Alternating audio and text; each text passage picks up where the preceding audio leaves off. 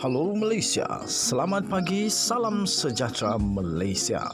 Malaysia kita punya, cintai Malaysiaku, kita jaga kita. Sebelum kita mulakan berita hangat pada hari ini, untuk anda yang baru pertama kali, silalah untuk sudi tekan butang subscribe, like dan share. Sila juga tinggalkan komen anda kerana setiap komen anda amatlah dihargai. Berita hangat hari ini daripada channel ini, Denyut nadi suara rakyat bergema terus-menerus di dalam channel ini. Setiap hari kita membawakan berita-berita terbaru yang pastinya dinantikan oleh seluruh rakyat Malaysia. Kita akan mulakan berita kita. 1, 2, 3. Berita mula sekarang. Salam sejahtera Malaysia yang dinantikan oleh seluruh rakyat Malaysia berkenaan dengan Tommy Thomas, bekas Peguam Negara. Tommy Thomas yang pada ketika ini menjadi sangat sensasi dan menjadi sangat viral serta kontroversi kerana bukunya yang bertajuk Tommy Thomas, My Story, Justice in the Wilderness. Berita ini dipetik di malaysiakini.com bertarikh 21 Oktober 2022. Bertajuk Laporan Siasatan Buku Tommy Thomas kini didedahkan. Berita penuh. Laporan siasatan Putrajaya terhadap buku bekas Peguam Negara Tommy Thomas kini boleh diakses secara terbuka di laman web bahagian Hal Ehwal Undang-Undang Jabatan Perdana Menteri. Langkah itu dibuat kira-kira seminggu selepas Perdana Menteri sementara Ismail Sabri Yaakob mengumumkan laporan itu akan dinyah klasifikasi berikutan keputusan yang telah dibuat oleh Kabinet pada 30 September lalu. Rapulan itu tersedia untuk dilihat dalam format PDF, adalah dalam bahasa Inggeris dan mengandungi 225 muka surat. Pada Disember tahun yang lalu, Kabinet telah menubuhkan satu pasukan petugas untuk menyiasat buku tulisan Tommy Thomas yang bertajuk My Story, Justice in the Wilderness.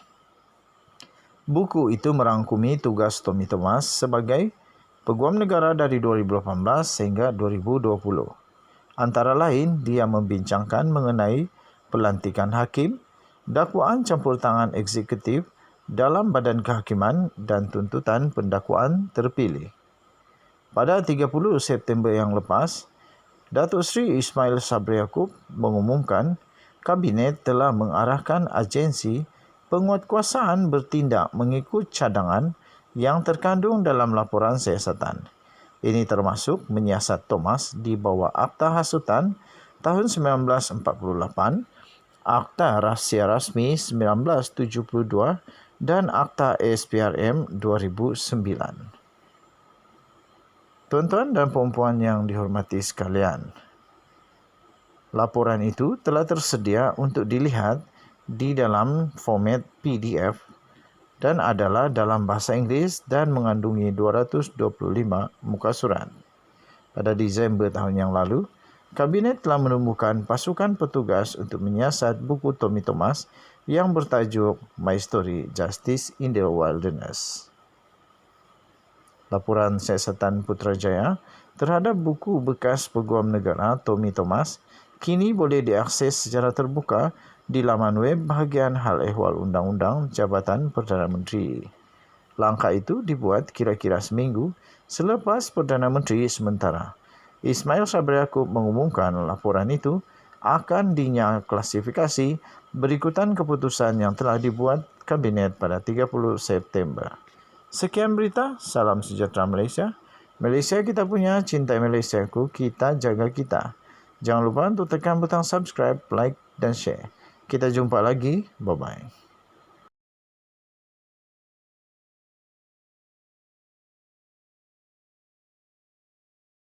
Salam sejahtera Malaysia. Berita panas. Bikin panas dan pastinya bikin sakit jiwa Najib Razak, penyokong-penyokong Najib Razak dan juga seluruh UMNO yang sudah bersolidariti, susahlah sebut, untuk tetap menyokong dan tetap berada di belakang seorang banduan, iaitu Datuk Seri Najib Tun Razak yang sekarang ini telah sah menjadi banduan di penjara Kajang. Tapi aura Najib Razak memang masih hebatlah. Apa tidak hebatnya? Sudah menjadi banduan tapi masih lagi bergegar-gegar disebut-sebut oleh politik Malaysia. Okey, beritanya Anwar boleh kempen dari penjara, tapi Najib tak boleh. Persoalan yang besar.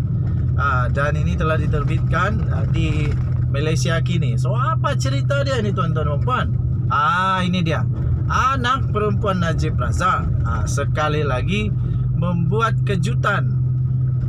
Noriana Najwa Najib menyoal, dia mempersoalkan mengapa ketua pembangkang dulu iaitu Anwar Ibrahim ketika beliau dipenjarakan boleh berkempen untuk isterinya pada pilihan raya Permatang Pau pada 2015. Kata Noriana, sedangkan bapaknya pula dilarang untuk mengeluarkan sebarang kenyataan dari penjara berhubung pilihan raya umum PRU 15 akan datang. Katanya, kenapa Anwar boleh, Najib tak boleh? Katanya pada hantaran di Instagram semalam. Ini memang bikin hangat lah. Ini jabatan penjara perlu jawab lah. Apa boleh buat, kena jawab benda ni. Dia juga memuat naik petikan berita mengenai Anwar yang mesejnya telah disampaikan melalui peguamnya Latifah Koya agar rakyat mengundi PKR dan calonnya ketika itu iaitu Dr. Wan Aziza Wan Ismail. Tuan-tuan dan puan-puan, pada 2015 yang lalu, Anwar telah dijatuhkan hukuman penjara selama 5 tahun atas tuduhan liwat. Petikan berita kedua yang telah disiarkan oleh Noriana Najwa Najib memaparkan kenyataan pengarah kanan bahagian dasar kepenjaraan Jabatan Penjara iaitu Supri Hashim. Supri berkata banduan yang sedang menjalani hukuman di penjara tidak boleh mengeluarkan sebarang kenyataan untuk tujuan berkempen sempena PRU 15. Jelasnya larangan itu turut termasuk bekas Perdana Menteri Datuk Seri Najib Tun Razak. Menurut Supri, sebarang surat yang mahu dihantar kepada keluarga, dokumen atau apa jua urusan akan ditapis terlebih dahulu oleh Jabatan Penjara. Jabatan Penjara tidak ada kena-mengena dengan politik dan kami hanya laksanakan tanggungjawab. Waima apapun kerajaan yang memerintah, katanya seperti yang dilaporkan oleh bernama. Najib kini sedang menjalani hukuman penjara selama 12 tahun dan denda 210 juta ringgit Malaysia.